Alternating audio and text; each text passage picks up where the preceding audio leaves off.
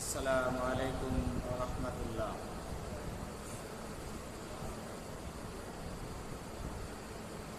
নাহমাদুহু ওয়া নাস্তাঈনুহু ওয়া নাস্তাগফিরুহু ওয়া নাউযু বিল্লাহি মিন শুরুরি আনফুসিনা মান ইয়াহদিহিল্লাহু ফালা মুদিল্লা লাহু ওয়া মান ইউদ্লিলহু ফালা হাদিয়া লাহু। ওয়া নাশহাদু আন লা ইলাহা ইল্লাল্লাহু ওয়াহদাহু লা শারীকা লাহু ওয়া নাশহাদু আন্না মুহাম্মাদান আবদুহু ওয়া রাসূলুহু। وقال تعالى في شأن حبيب إن الله وملائكته يصلون على النبي يا أيها الذين آمنوا صلوا عليه وسلموا تسليما اللهم صل على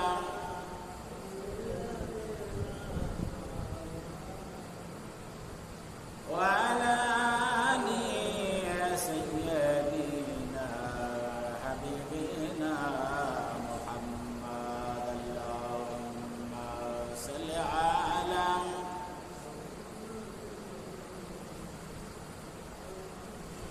وعلى آل سيدنا وبشرنا محمد। শয়তানের ধোঁকায় আদম হাওয়া লোভে গন্ধ খাইল, স্বর্গ হতে হয়ে বিতাড়িত কে পাপ জগতে আসিল। আল্লাহুম্মা সাল্লি আলা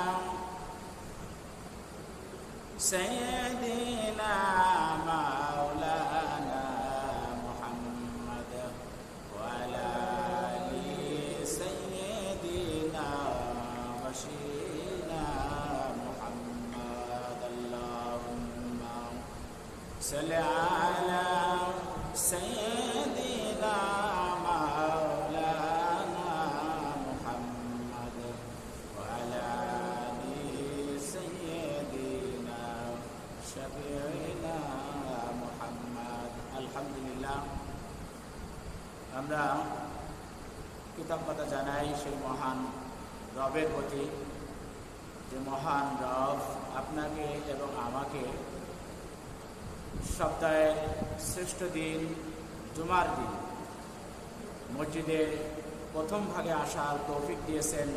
এজন্য আমরা শুকরিয়া আদায় করি, বলি আলহামদুলিল্লাহ। আমরা আরও কৃতজ্ঞতা জানাই এজন্য যে মহান আল্লাহ রাব্বুল আলামিন আপনাকে এবং আমাকে একটি সপ্তাহ হায়াত বাড়িয়ে দিয়ে বেশি বেশি করে নেক কাজ করার তৌফিক দিয়েছেন। এজন্য আমরা শুকরিয়া আদায় করি, বলি আলহামদুলিল্লাহ। লাখ কোটি দুরূদ ও সালাম সে মহান নবীর প্রতি, জানাকে সৃষ্টি না করলে এই আসমান জমিনের কোনো কিছুই সৃষ্টি হতো না। তারই শানে আমরা দুরূদ পড়ি, বলি সাল্লাল্লাহু আলাইহি ওয়াসাল্লাম। সম্মানিত হাজিরিন, আজকে আমি আলোচনা করব সন্তানের প্রতি পিতামাতার কি কর্তব্য বা কি অধিকার আছে। আমরা বেশিরভাগ সময় আলোচনা করি যে পিতামাতার প্রতি সন্তানের কি কর্তব্য আছে বা কি হক আছে, কিন্তু আজকে আমরা আলোচনা করব যে পিতামাতার প্রতি, মানে পিতামাতার সন্তানের প্রতি কি কি দায়িত্ব বা কি কি হক বা কি কি অধিকার পালন করতে হবে, এটা আমরা ইনশাল্লাহ আলোচনা করব। যাই হোক, আলোচনা প্রথমে আমি সূরা নিসা 24 নম্বর আয়াত আল্লাহ রাব্বুল আলামিন বলেন, وأحل لكم ما وراء ذلك وابتغوا بأموالكم محسنين غير مسافحين। এটা হলো আমাদের প্রথম কর্তব্য। প্রথম কর্তব্য আছে যে পবিত্র দাম্পত্য সম্পর্ক প্রতিষ্ঠা করতে হবে। অর্থাৎ আপনি একটা সন্তানকে এই পৃথিবীতে আনবেন, এজন্য পিতা মাতার প্রথম দায়িত্ব হচ্ছে যে এই সম্পর্কটা হতে হবে কি হালাল। আল্লাহ বলেন যে উহিল্লা লাকুম, তোমাদের জন্য হালাল করা হয়েছে। কি হালাল করা হয়েছে? যে যাদের সাথে তোমাদের বিবাহ করা হারাম তারা ব্যতীত বাকিদেরকে তোমাদেরকে মোহরানার মাধ্যমে প্রথমে হচ্ছে বিবাহ করতে হবে। অর্থাৎ দাম্পত্য জীবন প্রতিষ্ঠার শুরুতে আমাকে মোহরানার মাধ্যমে কোনো স্ত্রী আমি গ্রহণ করব, সেটা আমাকে আল্লাহ রাব্বুল আলামিন হুকুম দিয়েছেন। মানে যাদের সাথে বিবাহ করা নিষেধ তারা ব্যতীত আমার ইচ্ছা মতো, আমার চাহিদা মতো আমি বিবাহ করব। এটা হচ্ছে প্রথম কর্তব্য।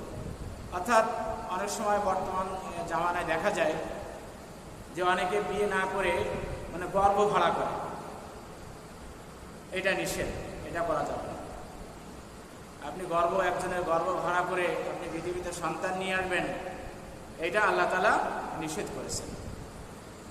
2 নম্বর কর্তব্য হচ্ছে যে সন্তান, আপনি যখন দাম্পত্য জীবন শুরু করলেন, সেই দাম্পত্য জীবনের মাধ্যমে যে সন্তান পৃথিবীতে আসবে, সেই সন্তানকে আপনাকে পরিচর্যা এবং লালন পালন করতে হবে। দেখেন, একটা পশুর বাচ্চা, গরু হোক বা ছাগল হোক, যে কোনো পশু হোক, যখন দেখেন সন্তান প্রসব করে, তো দেখেন কয়েক ঘন্টার পরে বা কিছুক্ষণের মধ্যেই কিন্তু ওই যে বাচ্চাটা সে কিন্তু একা একা তার মায়ের কাছে যায়, তার মায়ের দুধ পান করে, মাও তাকে তখন সেবা করে। কিন্তু আমরা মানুষ, আমরা কিন্তু জন্মের পরপরই আমরা অসহায় থাকি। কমপক্ষে আপনার 1 বছর সময় লাগে তার হাঁটতে, কথা বলতে অন্তত 2-2.5 বছর। এই 2-2.5 বছর এই সন্তানকে পিতা এবং মাতার দায়িত্ব হচ্ছে এদেরকে, এই সন্তানদেরকে লালন পালন করা। সন্তানকে লালন পালন করতে হবে, পরিচর্যা করতে হবে। এবার মায়ের একটা আলাদা দায়িত্ব আছে, সেটা হচ্ছে যে গর্ভকালীন দায়িত্ব। অর্থাৎ আপনার স্ত্রীর গর্ভে যখন সন্তান আসবে, তখন মায়েদের কিছু দায়িত্ব আছে। যদিও মায়েরা এখানে নাই, আমরা মায়েদেরকে জানাবো যে মায়েরা তখন হচ্ছে নামাজ পড়বে, তাসবিহ তাহলিল করবে। তাহলে দেখেন, অনেক মায়েরা কিন্তু যে রমজান মাসে রোজা রাখে না, কেননা বড় যে সন্তানের ক্ষতি হয়। কিন্তু ইসলাম কিন্তু তা বলে নাই। ইসলাম বলছে যে সন্তান গর্ভে থাকা অবস্থায় মা যদি নামাজ পড়ে, তো সেই সাথে সাথে সন্তানও নামাজ পড়ে। মা যদি রোজা রাখে, সে সন্তানও রোজা রাখে। অর্থাৎ কোনো সন্তান গর্ভে থাকলে মা যদি নামাজি হয়, তাহলে দেখবেন সেই সন্তানও নামাজি হয়। মা যদি তেলাওয়াত করে, কোরআন শরীফ তেলাওয়াত করে, তাসবিহ তাহলিল করে, এই সন্তানও কিন্তু দেখবেন বড় হলে তাসবিহ তাহলিল এগুলো পাঠ করবে। আর মা যদি ঝগড়াঝাটি করে, এ পাড়া ও পাড়ায় যায়, মোবাইলে যদি বিভিন্ন সিনেমা বা বিভিন্ন ফেসবুক এগুলো ব্যবহার করে, এর সন্তানও কিন্তু এগুলোতে অভ্যস্ত হয়ে যায়। তাহলে আমরা আলোচনা করতেছিলাম যে পিতামাতার কি কি দায়িত্ব রয়েছে সন্তানের প্রতি। তো 3 নম্বর পর্যন্ত আমরা আলোচনা করেছি। 4 নম্বর হচ্ছে এই যে এটা হলো পিতার দায়িত্ব। যখন সন্তান জন্মগ্রহণ করবে, জন্মগ্রহণ করার পরে তার কানে আজান এবং ইকামত দিতে হবে। দেখেন, আমরা কয়েকজন এটা পালন করি। আমাদের সন্তান হয় এখন বিভিন্ন ক্লিনিকে, তাই না? এই ক্লিনিকে কিন্তু পুরুষ মানুষ ঢুকতে দিচ্ছে না। পুরুষ মানুষ কি যুক্তি দিচ্ছে না, তার মানে আপনি কিন্তু আপনার সন্তানের কানে এই তাওহীদ শোনাতে পারছেন না। তার ডান কানে আজান এবং বাম কানে যে ইকামত দিতে হবে, এটা কিন্তু সন্তান ছেলে হোক মেয়ে হোক উভয়ের কানে কিন্তু এই আজানের ধ্বনি শোনাতে হবে। আল্লাহর এই তাওহীদের কথা এটা কিন্তু শোনাতে হবে। আমরা কয়েকজন শোনেন? আমি তো ছোটবেলায় শুনছি যে যদি ছেলে সন্তান হতো তাহলে পিতারা আজান দিত, মেয়ের সন্তান হলে আর দিত না। কিন্তু নিয়ম কিন্তু তা না। আপনার মেয়ে হোক বা ছেলে হোক, আপনাকে কিন্তু সন্তান হওয়ার পরে তাকে আপনাকে কোলে নিয়ে তার ডান কানে আজান এবং বাম কানে ইকামত আপনাকে শোনাতে হবে। এরপরে 5 নম্বর দায়িত্ব হচ্ছে তার নাম রাখতে হবে এবং আকিকা করতে হবে। এই নামটা হতে হবে অবশ্যই কোনো গুরুত্বপূর্ণ নাম বা অর্থপূর্ণ নাম হতে হবে। আমরা তো নাম রাখি কি কোনো নায়ক নায়িকার নামে আমরা নাম রেখে দিই, মানে সন্তান পেটে থাকা অবস্থায়, বা কোনো খেলোয়াড়ের নামে আমরা নাম রেখে দিই। কিন্তু নামেরও গুরুত্ব রয়েছে। আপনার আমার নাম যদি রাখা হয় আবু বকর, আপনার আমার নাম যদি রাখা হয় ওসমান, আপনার আমার নাম রাখা হয় যদি ওমর, আপনার আমার নাম রাখা হয় যদি আলী রাদিয়াল্লাহু তাআলা আনহু, আব্দুল্লাহ ইবনে আব্বাস রাদিয়াল্লাহু তাআলা আনহু, হযরত আবু হুরায়রা, তো কাল কিয়ামতের মাঠে হিসাব নিকাশের জন্য যখন আল্লাহ রাব্বুল আলামিন নাম ধরে ডাকবেন, দোয়া আমার আবু বকর তুমি আসো, তখন দেখবেন আবু বকর রাদিয়াল্লাহু তাআলা আনহু যখন দাঁড়াবে তার পিছনে শত শত আবু বকর দাঁড়িয়ে থাকবে।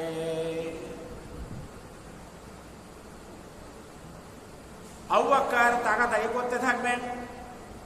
আল্লাহ রাব্বুল আলামিন তখন বলবেন, ও আবু বকর, তোমার নামের নাম যেহেতু এদেরকে রাখা হয়েছে, আজ তোমার নামের ওসিলায় এদেরকে সবাইকে আমি মাফ করে দিলাম। বলো সুবহানাল্লাহ। আমার এক মামাতো ভাই, সে এবং আমি গ্রামে বিলে কাজ করছি, বিলে। তো ওই কাজ করা অবস্থায় সে মামাতো ভাই ডাক করলো যে তাকে আর্মিতে লোক নিবে, সে দাঁড়াবে। তো এসে খুলনা সার্কিট হাউস ময়দানে দাঁড়ালো।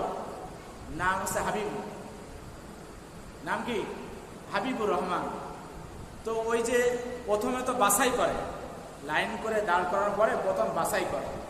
তো বাছাই করার পরে ওই অফিসার এরকম বুকে একটা থাবা দিয়ে বলছে নাম কি? তো বলছে নাম হাবিব। আরে আমার নামও তো হাবিব, আসো তুমি।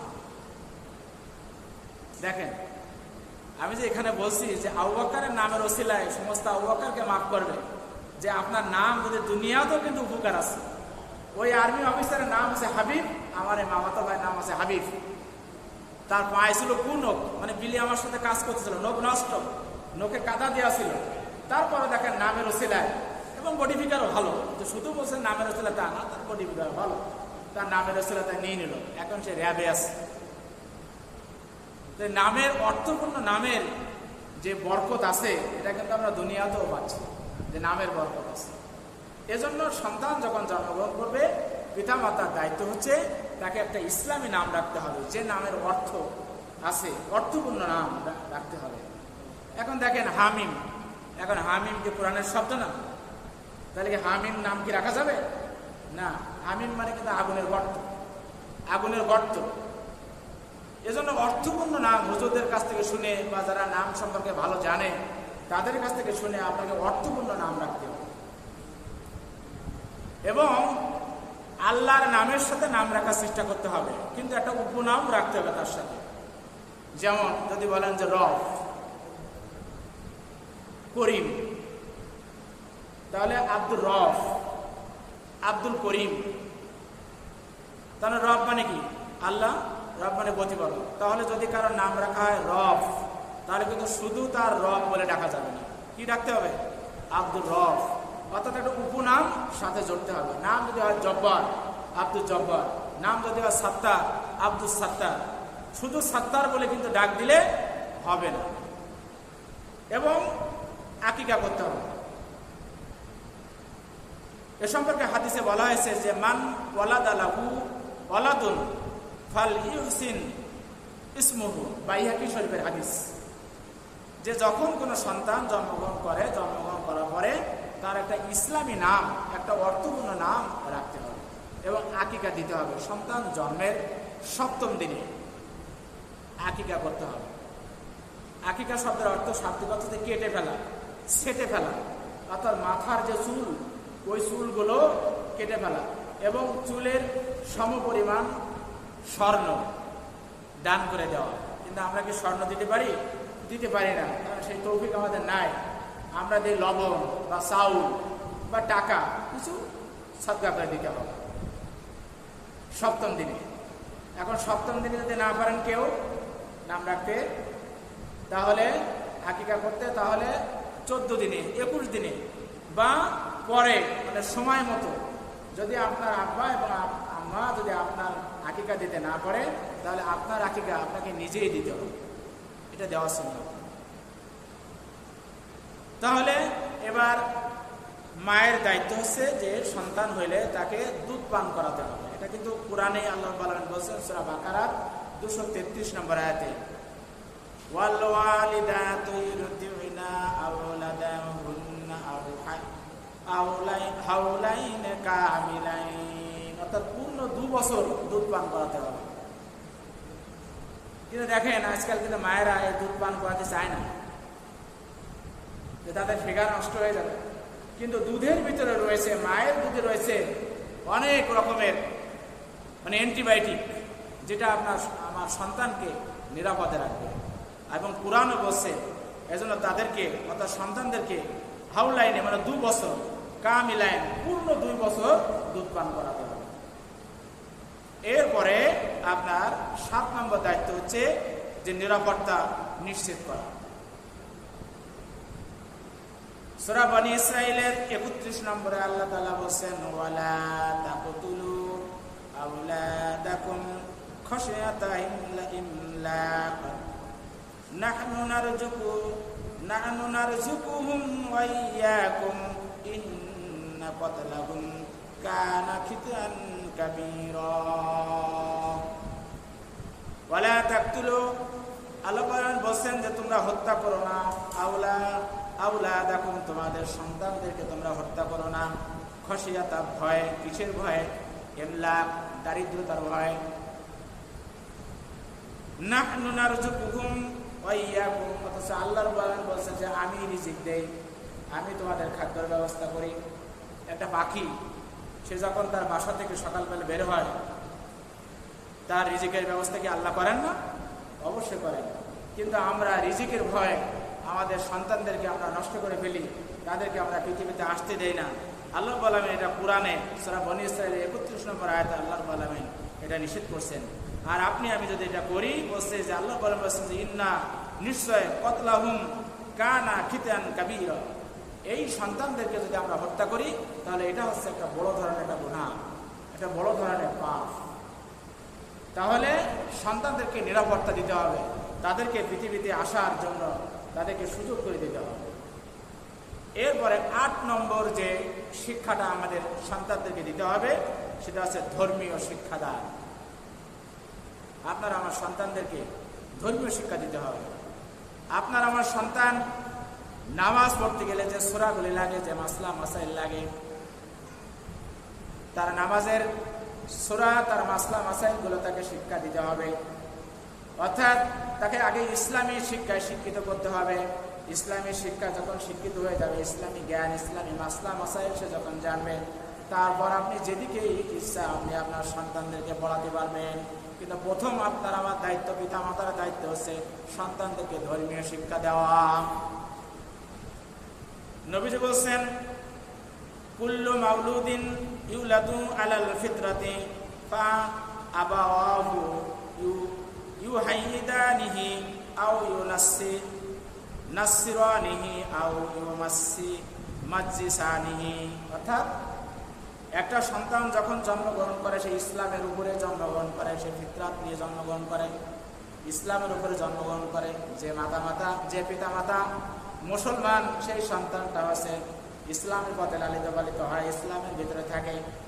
যে সন্তান ইহুদি, যে পিতা মাতা ইহুদি সেই সন্তানটা ইহুদি হয়ে যায়। যে পিতামাতা নাসারা, সেই সন্তানটা আছে নাসারা হয়ে যায়, খ্রিস্টান হয়ে যায়, কিন্তু প্রত্যেকটা সন্তান ফিতরাত অর্থাৎ ইসলামের উপরেই সে জন্মগ্রহণ করে এবং তারপর সে দুনিয়াতে এসে যে পরিবেশ পায় সেই পরিবেশেই সে লালিত পালিত হয়ে যায়। একটা বাস্তব ঘটনা শোনেন। আপনারা আমার সন্তানকে কেন আমরা ইসলামী শিক্ষায় শিক্ষিত করব, ইসলামী শিক্ষা দেওয়া কেন দরকার, এই সম্পর্কে একটা ঘটনা শোনেন। এই খুলনা বিভাগের 10 জন খতিবকে নিয়ে একবার এই যে হোটেল শেরাটনে একটা অনুষ্ঠান হয়েছিল। সেই অনুষ্ঠানে আমার উস্তাদ হযরত মাওলানা মুফতি মাসুম বিল্লাহ সাহেব ছিলেন। উনি এসে তার মসজিদে যেভাবে বর্ণনা করেছিলেন আমি সেভাবে আপনাদেরকে ঘটনাটা শোনাচ্ছি। ওই যে খতিব সম্মেলনে, ওই যে ইমাম সম্মেলনে 10 জন ইমাম ছিলেন, তার মধ্যে একজন ছিল কুষ্টিয়ার ইমাম, কুষ্টিয়ার পুলিশ লাইনের ইমাম। তিনি ঘটনা এভাবে বর্ণনা করছেন যে একজন স্কুল শিক্ষক, তার একটা মাত্র সন্তান, আর কোনো ছেলে নাই মেয়ে নাই, শুধু একটাই ছেলে। এই স্কুল শিক্ষক সেই সন্তানটিকে লেখাপড়া শিখে ইঞ্জিনিয়ার বানিয়েছে।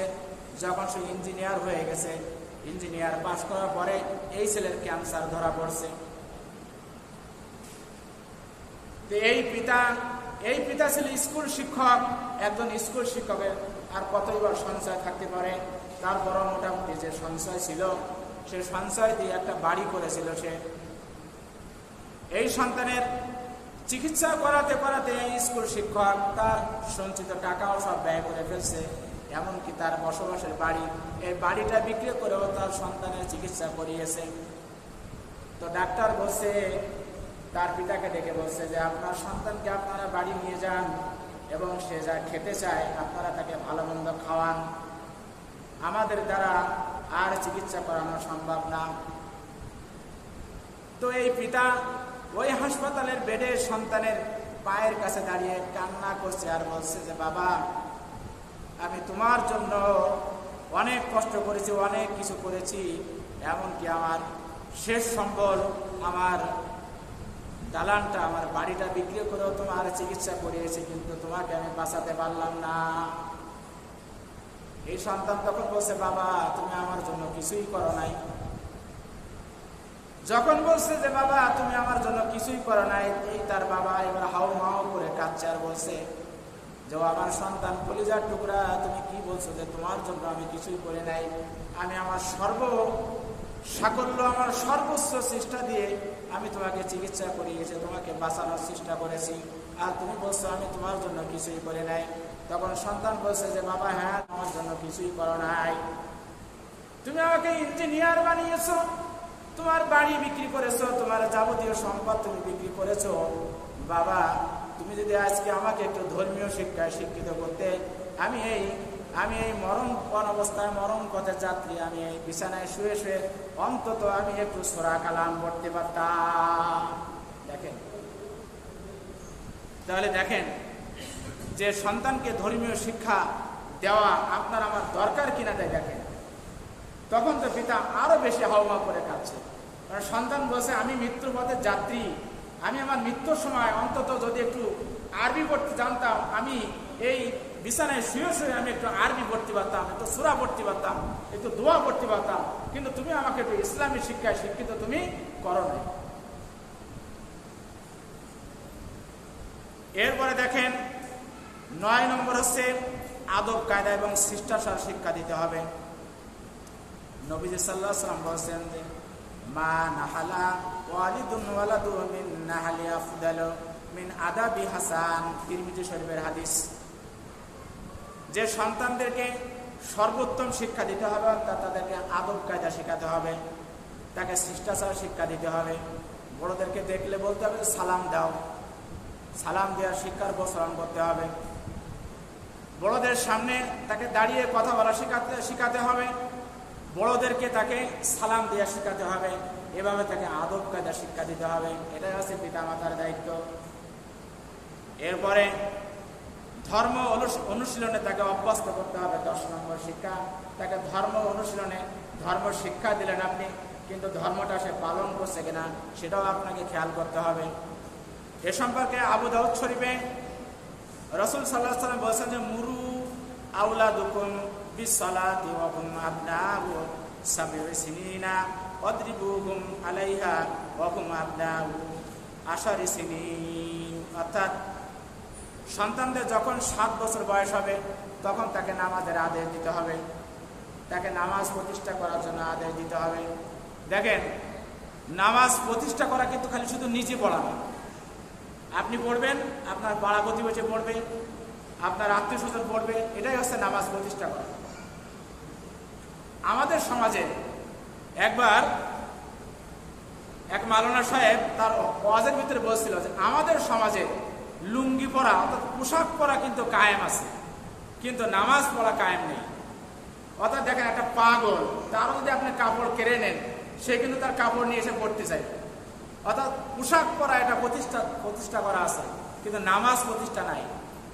এজন্য বলা হয়েছে সন্তানদেরকে যখন 7 বছর বয়স হবে সন্তানদের, তাদেরকে নামাজের জন্য তাদের বলতে হবে, আপনার ছেলে হোক মেয়ে হোক। এরপরে যদি 7 বছর বয়সে যদি নামাজ না পড়ে, যখন তার বয়স 10 বছর হবে তাকে বেত্রাঘাত করতে হবে, তাকে প্রহার করতে হবে।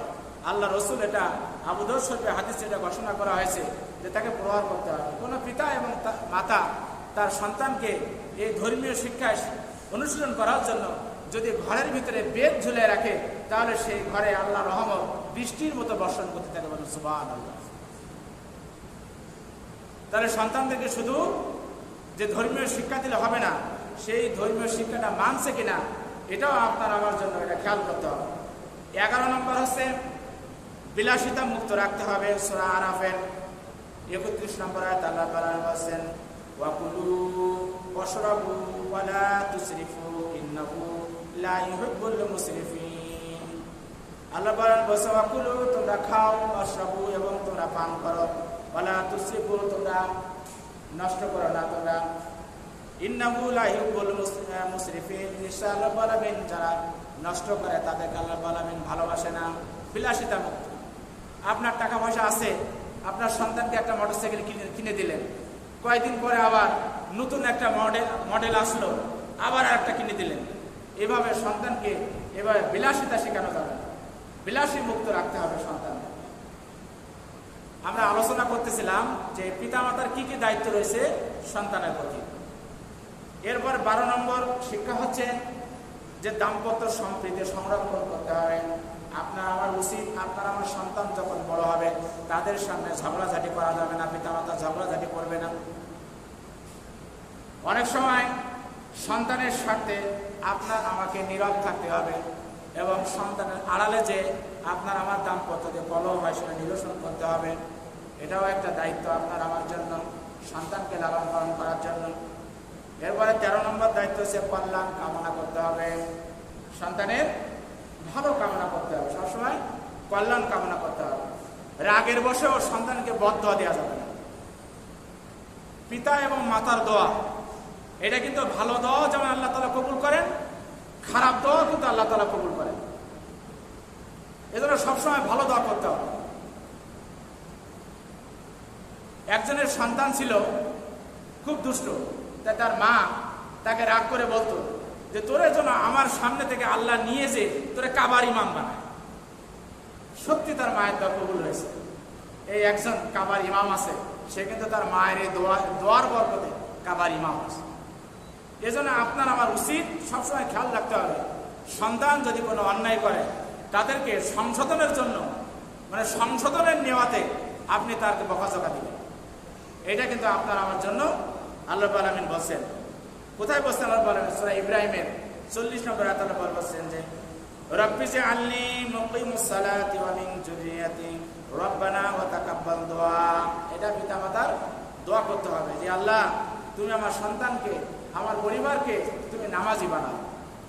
সবসময় এই দোয়া, এই কল্যাণ কামনা করতে হবে। 14 নম্বর হচ্ছে যে বৈষয়িক ও ব্যবহারিক শিক্ষা দিতে হবে।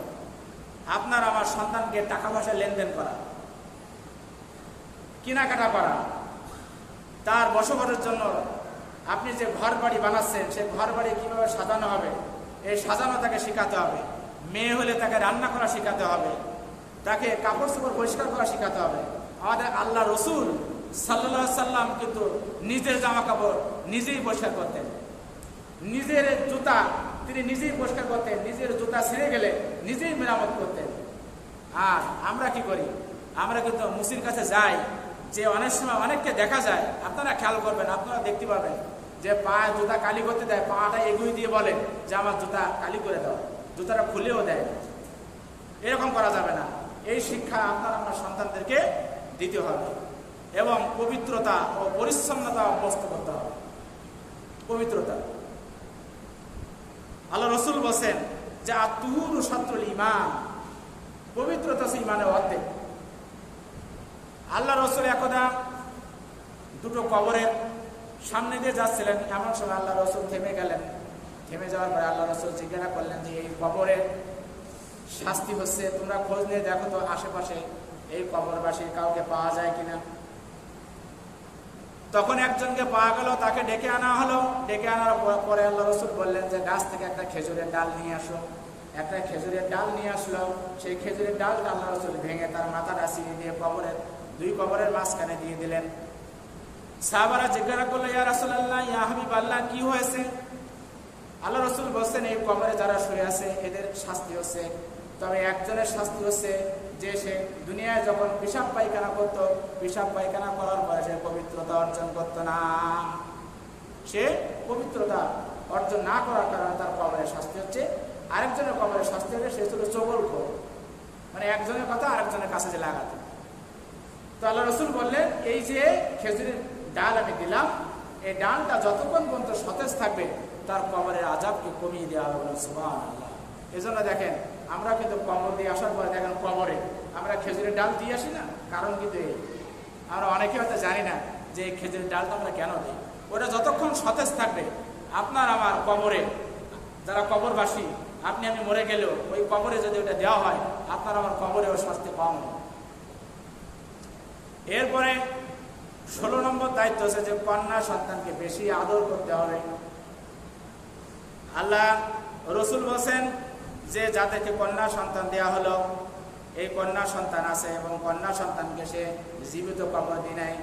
জাহিলি যুগে জীবিত কবর দিত না, কন্যা সন্তানকে জীবিত কবর দি নাই, তাকে আদর যত্ন করেছে, তাকে লাঞ্ছিত করে নাই এবং সে ছেলেকে বেশি আদর করে নাই। আল্লাহ রসুল বলছে যে আদখালাল্লাহুল জান্নাত, তাকে জান্নাতে প্রবেশ করানো হবে যদি কন্যা সন্তানকে আমরা বেশি প্রাধান্য দিই। এরপর আছে 17 নম্বর দায়িত্ব, আপনার আমার দায়িত্ব আছে যে বিবাহ দেওয়া এবং স্বাবলম্বী করে দেওয়া। এটা কিন্তু আপনার আমার দায়িত্ব।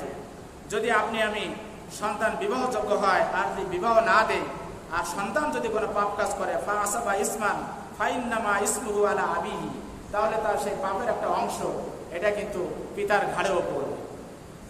এরপরে 18 নম্বর দায়িত্ব হচ্ছে যে ইয়াতিম শিশুর লালন পালন করতে হবে।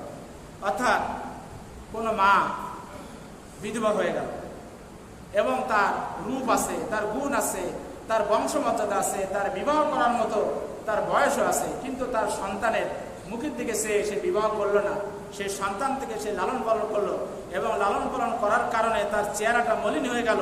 আল্লাহ রসুল বলছে যে কাল কিয়ামতে যখন হিসাব নিকাশ হয়ে যাবে আমি এবং সে একসাথে জান্নাতে থাকবে। বলুন সুবহানাল্লাহ। আবু দাউদ শরীফে হাদিসটা বর্ণনা করা হয়েছে।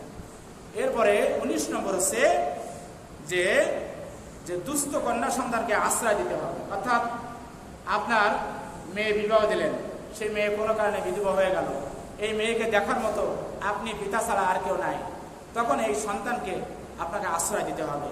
এটা যদি আপনি আশ্রয় দেন, আল্লাহ রসুল বলছেন যে আলা আদুল্লুকুম আলা আহমদুল্লিস সাদাকাত, আমি কি উত্তম সদকা কি এটা আমি বলে দিব। তখন আল্লাহ রসুল বলছেন যে যার কন্যা সন্তান বিধবা হয়ে গেল আর এই কন্যা সন্তানকে সে যদি আশ্রয় দেয়, তাকে লালন পালন করে, তাহলে এটাই হবে তার জন্য বড় সদকা। ইবনে মাজাহ শরীফের হাদিস। বলুন সুবহানাল্লাহ। এবং 20 নম্বর আছে যে সন্তানের ব্যয় নির্বাহ করতে হবে। মার যতই অবস্থা ভালো থাকুক, মার যতই সম্পদ থাকুক, সন্তানকে কিন্তু দেখার দায়িত্ব মার না, সন্তানের ব্যয় বহন করার দায়িত্ব হচ্ছে পিতার। আর পরিশেষে যেটা আমি বলতে চাচ্ছি সেটা হচ্ছে হযরত লোকমান হাকিম তার সন্তানকে বলেছিলেন, অর্থাৎ সন্তানকে সৎ উপদেশ দিতে হবে। তিনি তার সন্তানকে বলছিলেন, ইয়া বুনাইয়া, হে আমার সন্তান, আকিমুস সালাতা, তুমি নামাজ কায়েম করবা, ওয়ামুরু বিল মারুফ, সৎ কাজের আদেশ দিবা, ওয়ানহা আনিল মুনকার, অসৎ কাজে বাধা দিবা, আর ওয়াসবির আলা মা আসাবাকা, এবং তোমার উপর যখন কোনো বিপদ হবে তখন তুমি বিপদে ধৈর্য ধারণ করবা। ইন্না জালিকা মিন আজমিন, সাহসিকতার সাথে তুমি এটা ধৈর্য ধারণ করবা। আর কি করবা তাহলে? আর কি? ওয়ালা সাইরু খদ্দাকা, অর্থাৎ অহংকার বসে কাউকে অবজ্ঞা করবেন। আপনি অনেক ধনী বা আপনি অনেক বড় পদে আছেন, আপনার নিচে যারা আছে, আপনার নিচে যারা কর্মচারী, তাদেরকে আপনি অপমান করবেন না, অবজ্ঞা করবেন না, এটা কোরআনে বলা হয়েছে। আর কি করবেন? লিন্নাস, মানুষদেরকে আপনি অবজ্ঞা করবেন না। ওয়ালা তামশি ফিল আরদ মারাহান, এবং জমিনে আপনি দিমাগের সাথে হাঁটবেন না। আপনি দেখবেন অনেকে হাঁটাচলা করে, তাদের লুঙ্গি কিন্তু টাকনুর নিচে, মানে লুঙ্গি ঝাড়ু দেয় রাস্তা।